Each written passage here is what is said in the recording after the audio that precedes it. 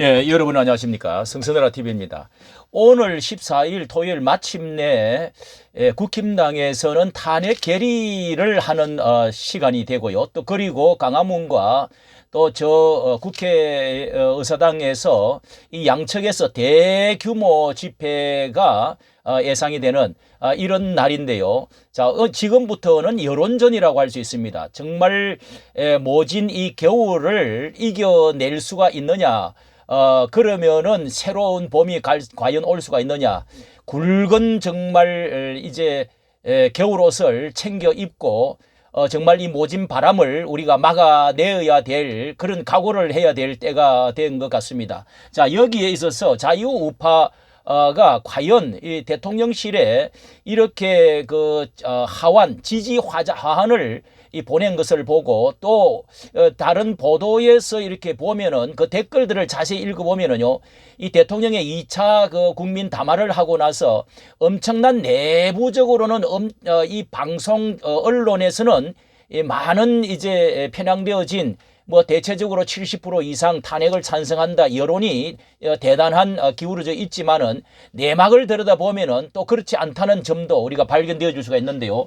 한번 보도록 하겠습니다. 자, 여기 이 화환은 대통령실 앞에 2km나 되는 1.5km, 2km나 되는 녹사평역까지 이렇게 절묘하게 수도권과 충청, 울산, 제주 등 전국에서 보낸 화환들로 대통령실에 따르면 지금까지 1,500여 개가 배달됐습니다. 지금 오늘만 자, 하루 지나서 2,000개라고 말하고 2,000개입니다. 2,000개. 50개가 넘었어요. 지금도 안에 주문이 또 들어와 있어요. 내용은 다 탄핵을 반대하는 거예요. 윤 대통령 지지자들이 보낸 걸로 보이는데 김건희 여사 팬카페에는 화환을 보내달라는 공지가 올라오기도 했습니다. 녹사평 역부터 이렇게 돼 있던데 되게 많이 있는 것 같아가지고 놀랐습니다. 자, 이뿐만 아니라 이게 2kg가 된다는 것입니다. 그리고 2,000개가 넘는데 둘째 날에만 그렇게 됐다 하는 것이고요. 그리고 이 대통령 지지율이 이제 조선일보까지 이렇게 11%로 내려왔다. 이렇게 역대 최저라고 하지만은 그러나 박근혜 때의 5%에 비하면은 여기가 이런 면이 있는가 하면은요, 한편 동시에 여기에 찬성이 70, 윤 대통령 탄핵 찬반에 대해서 반대가 21%가 있습니다. 21%는 또 비동의, 내란인가 아닌가 비동의가 23%가 있고요. 이런 숫자면은 이 뒤에 이 숫자가 이것이 지금 아직까지는 전체 분위기에 기울어져 있어서 그렇지 대통령의 2차 발표 이후에는 이게 희망 고문이 아니라 20%가 굳게 똘똘 뭉치면은요 전체를 반환시킬 수 있는 대단한 힘을 가지고 있다 하는 것이 예사로 보이지를 않고 있다는 것입니다. 자, 그때는 박근혜 때는 너무도 우리가 쏘갔다고 하는 것이 있지만은 이제는 그렇지 않다고 하는 것이 대체적인 의론입니다. 자, YTN에 들어가서 YTN은 좀 이렇게 이편 저편도 아닌 부분이 좀 새롭게 개편되어진 적이 있는데요. 이렇게 보면은 38개 대학 공동 시국선언 이런 말들이 보도가 되고 있는데요. 그런데 이 학생들에 있어서도요, 자세히 보면은 댓글을 한번 보십시오. 댓글을 보면은요, 제가 이렇게 정렬 기준으로 인기 댓글 순하고 그 다음에 끄트머리에 가면은요 최신순이 있거든요. 최신순을 하고 두 분을 누르 앞과 뒤를 보면은 이게 거의 여기가 전부 댓글 자체가 다 이 젊은 이제 학생들에 관한 이야기인데 다 대통령 편을 들고 있습니다. 이게 한번 보십시오. 거의 대통령 편에 쓰고 있습니다. 대통령 편에. 자, 중간으로 가서도 보면은 다 부정선거 조사가 먼저다. 예. 언론이 중립을 지키라. 언론을 엄청나게 직격을 하고요. 우리가 여기에 이 탄핵 소추안을 왜 보도를 해주지 않느냐. 읽어봐라. 엄청난 이 중간에 가도요.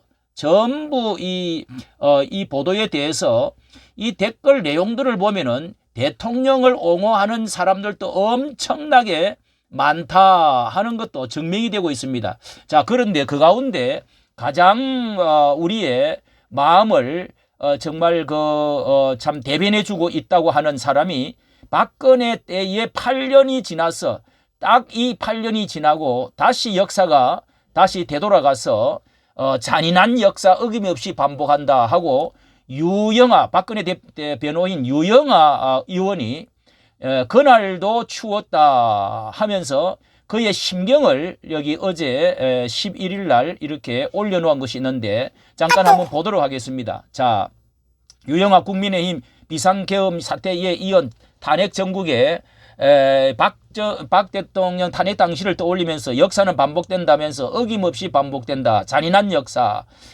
유 의원은 이 11일 자신 페이스북에 올린 글인데요. 하지만 이겨내는 것은 살아있는 자들의 모습이다. 앞으로 올 겨울이 깊고 모질 테지만 우린 봄을 기다리면서 이겨내야 한다. 예, 봄꽃이 분명히 다시 피어올 것이라고 하는 것이요. 유 의원은 이렇게 그때 박 대통령 탄핵 재판 때 변호인으로 활동했는데요. 그때 박 대통령이 수감됐을 때도 그를 접견하며 보좌해 온 사람으로 유 의원이 이 국힘이 처한 그 현상에 대해서 상황에 개인에 대한 의리와 나라에 대한 충성이 부닥칠 때에 나라에 대한 충성이 먼저라는 건 삼척동자도 안다. 이 배신자들을 대략 두고 보면서 하는 말이죠.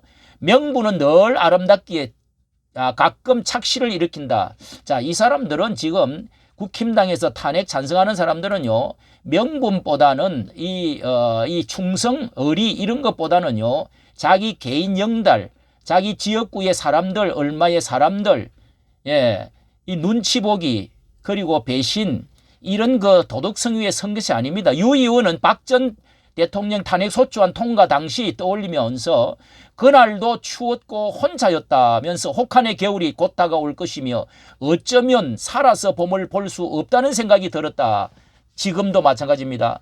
이어서 무엇을 할지 정리되지 않아 밤거리를 헤매다가 추워서 사무실로 돌아왔다. 그날따라 사무실이 낯설게 느껴졌다. 빈속에 소주를 들이켜도 취하지 않았고 세상에 홀로 남겨진 느낌에 무섭고 두려워서 엉엉 울었던 기억이 난다. 정말 저도 눈물이 나는데요. 왜 눈물 안 나겠습니까? 정말 눈물 흘리는 사람이 지금 기가 막히는 사람이 많을 것입니다. 그리고 온몸이 칼로 난도질을 당하고 모든 힘이 빠져나간 느낌이었다. 운명이라고 받아들이자 머릿속으로 정리했지만 그 겨울의 잔인했던 첫날 밤의 외로움과 두려움은 지금도 트라우마로 남아있다. 윤석열 대통령의 탄핵 소추안이 이번에 의결 정족수의 미달로 폐기된 다음 날 지난 8일엔 대통령의 비상계엄 선포는 비상식적이었고 납득이 되지 않는다. 어떤 이유로도 설명하기 어렵다면서 그렇다고 야당이 주장하는 것처럼 내란이 성립하는지는 많은 의문이 있다고 했다. 그는 그렇기에 헌정 중단을 의미하는 대통령에 대한 탄핵은 먼저 그 중립성의 존재인 위헌에 대한 철저한 조사가 있어야 하고 그에 대한 책임이 인정될 때 비로소 추진해야 된다면서 급할수록 돌아가라고 했듯이 냉정하고 차분하게 계엄 선포 과정에 있었던 수사를 지켜보자. 예, 그 결과에 따라 대통령의 책임을 물으면 된다. 예, 수사를 지켜보자. 이렇게 지금 말을 하고 있습니다. 자, 이것을 보면서 이렇게 지금 탄핵을 지금 찬성. 다음에 요것은 윤석열 2차 탄핵 표결 이 하고 있는 지금 7명이 채워졌다 하는 것에 대해서 내막에 대해서는 다음 차례로 말씀을 이번에 이것이 여론전이라고 하는 점에서 정말 그 내막과 진실을 파보면은요, 우리는 진실에 접근을 하고 과연 이게 성경적인가, 이것이 과연 진리인가, 그리고 이 자유민주주의의 우리 역사에 부합한가. 자, 여기 이런 데 초점을 우리가 맞추고 판단을 해야 되는데요. 자, 이번에도 국회 광장과 이제 광화문의 그 두 축에서 옛날 서초동과 강화문의 싸움에서 이겼던 것처럼 이것을 판도를 뒤집었죠. 그래서 윤 대통령을 끌어올려서 가까스로 24만 표로 이겼던 기억을 우리는 하고 있습니다. 자, 이번에도요, 똑같은 현상이 다시 젊은 파 학생들과 청년, 그러니까 우리의 손자들 뻘과 아들 뻘 되는 사람들과 시니어 나이든 이제 이 건국의 이승만과 그리고 박정희 때의 건국의 주역들과 이 두 판의 또 한 판 싸움이 되었습니다. 자, 그리고 이재명과 한동훈과 윤석열과의 싸움입니다. 자, 이재명과 윤석열의 싸움이다. 이렇게도 볼 수 있고 한동훈과 윤석열의 싸움이다. 자, 이렇게 3대 1로 싸움인데요. 그리고 자유우파와 친북주사파와의 또 싸움이라고 할 수 있습니다. 자, 여러분은 과연 이 내막을 보면 이게 선이 뚜렷하지 않습니까? 그리고 이제 대법관에서의 헌법재판과의 마용주 이제 대법관을 임명을 해가지고 여기에 싸움에 이 성패도 여기에도 갈 수도 있다. 이게 탄핵으로 국힘당 8명이 탄핵 넘어가면은요, 뭐 10명이 될지 오늘 이제 거의 조금 불리한 입장에 있다고 보여지는데요. 그리고